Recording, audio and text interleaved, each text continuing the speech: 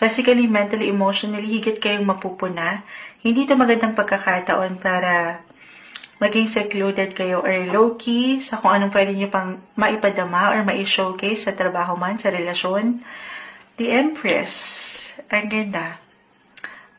Hindi nyo pa man ito ma-realize, okay? Pero higit kayo mapakikinggan, masisilayan.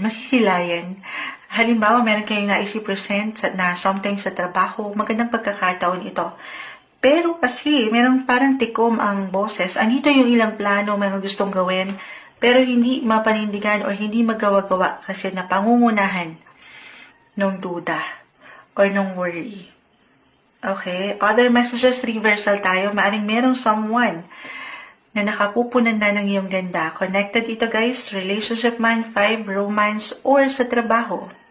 Someone higher ups, your boss, hindi na babaliwala ang iyong pinapakita. Patuloy mong showcase sa showtime. May ilang secrets akong nakikita dito, naka-hide pa.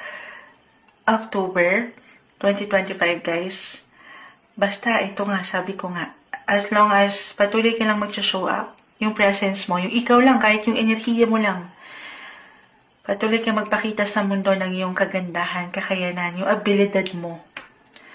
Okay, maganda.